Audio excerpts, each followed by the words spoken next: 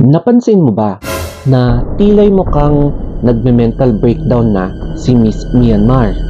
Kung ibibase mo kasi in every event ng Miss Grand International, panay siyang umiiyak. And kapag ganitong sign, tila'y mukhang there's something going on sa kanyang mental well-being or psychological health. Tapos, samahan mo pa ng mataas na level ng emosyon ng national director na ito, kagaya ng pinakita ni kuya mo. So, tignan mo. Kaya babala sa mga may binabalak na sumali sa mga beauty pageants na i-consider nyo rin yung inyong mental health. Dapat prepared kayo hindi lang physically pero pati na rin mentally or emotionally or psychologically para hindi kayo matulad sa nangyari ni Miss Grand Myanmar na tila'y parang na-overwhelm talaga siya. Kaya mukhang hindi niya nakayanan yung pressure, kaya iyak siya ng iyak, lagi siyang nag-breakdown. At yung isa pa is parang hindi na niya alam yung ginagawa niya in every event. Kaya dapat nyo rin talagang pagtuunan ng pansin ang inyong mental health para hindi kayo matulad sa kanya. Hindi naman natin binabash si Miss Grand Myanmar. Yun nga lang kasi medyo concerning yung mental health niya.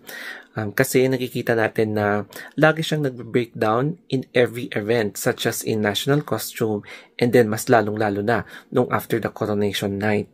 Kaya kailangan talaga natin na pahalagahan ang ating mental health, especially kapag sumasabak tayo sa mga international competitions wherein we're going to meet a different kind of crowd na massive and lagi tayo inaabangan.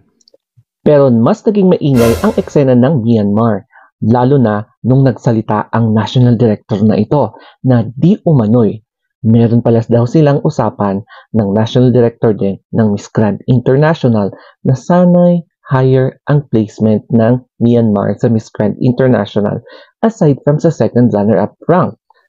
Meron din silang pasabog sa live. So sabi ng national director ng Miss Grand Myanmar ay mukhang bakit daw laging nakafocus yung mga cameraman tsaka staff kay Philippines tapos kay Miss Grand India. And then kapag sila naman daw, Miss Grand Myanmar, mukhang parang medyo mailap daw sila. Parang dinedma daw sila, kaya dito na daw sila gumawa ng eksena. And I am not sure kung pati yung pagka-cry ni Miss Grand Myanmar ay kasali sa eksenang yon. And then, ang isa pang nakakagulat na sinabi ni yung national director is that mas deserve daw ni Myanmar ang higher placement talaga and hindi daw deserve ni Philippines ang maging first runner-up. So, mas deserve pa daw ni Miss Indonesia na maging first runner-up kaysa sa Philippines. So, yan yung according sa translation. You can correct me if I'm wrong dito sa mga sinabi ko.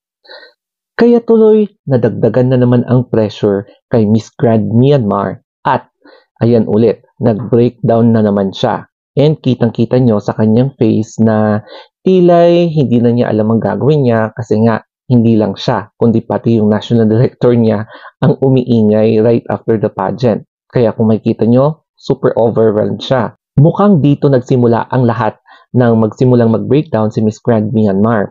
So, hindi nila in-anticipate na yung pag-stick nila sa same strategy sa pagkakaroon ng malaki at magarbong national costume ay biglang pinagbawal sila. It's because number 1, sobrang laki. Number 2, sobrang bigat. Kaya hindi nila in-expect na binawalan na iharap sa entablado yung karwahe na yon para hindi daw kasi masira yung stage.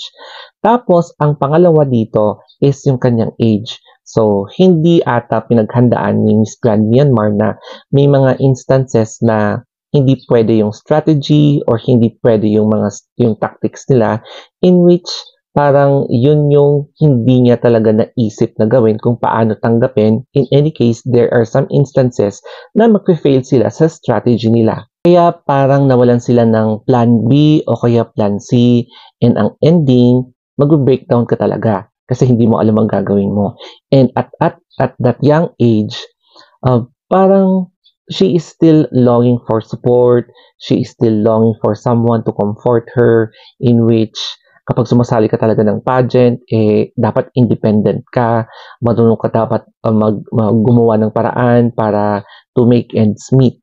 So, since nasa murang edad pa siya, parang bago pa lang sa kanya ang lahat na nangyayari sa kanya, and especially, nasa harap siya ng maraming tao, and we are talking about millions yan. Pagdating naman sa National Director ng Indonesia, mukhang masaya naman sila sa kanilang placement bilang one of the top 10 finalists. And wala siyang ebas, wala siyang iniinda na negativity. So, nagpa-unlock siya ng interview sa isang pageant vlogger from the Philippines na sinabi niya na it is about time na mag-reconcile. Parang ganun yung gusto niya ipahatid na message. Yun nga lang kasi may language barrier. Pero ang pinaka-easiest way para ma-express niya yung sarili niya is to give love. So, sabi din niya na gusto niya bumisita sa Pilipinas. So, I'm not sure kung anong eksena. And syempre, nag-reply naman yung nag-i-interview na hope to see yung national director kapag mapupunta siya sa Bali, Indonesia. So, as you can see, no hard feelings sa nangyari sa Miss Grand International.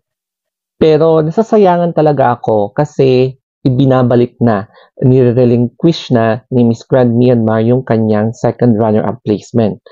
Sayang, no? Kasi malaking placement ang second runner-up tapos sinayang lang niya dahil siguro na hindi talaga niya makontain yung kanyang mental health or na-overwhelm talaga siya ng bonggang-bongga.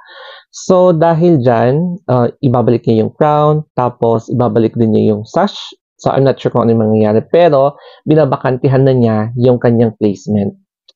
So, nasasayangan talaga ako. And then, formally na nga na inaccept ni Nawat yung kanyang bagong set of queens. Namely, si India, yung first runner-up, Philippines, tapos yung third runner-up na si France, and then si Brazil.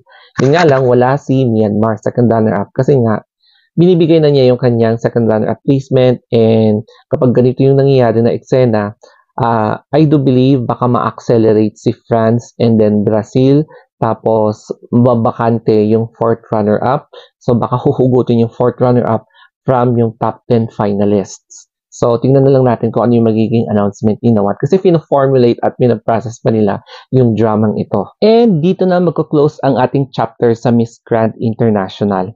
Kung meron pang mga ibang new updates, so tingnan na lang natin kung pwede nating i-vlog. Anyway, mag-proceed na tayo sa another pageants, yung Miss Earth, Miss International, and Miss Universe na simultaneous natin na i-vlog silang lahat. And of course, Miss World, pero sa December na yan. So again, thank you very much and follow me na lang sa aking mga social media accounts sa Instagram, sa YouTube, sa Facebook, sa TikTok, and sa Twitter. Okay, so that's it guys. Always think positive.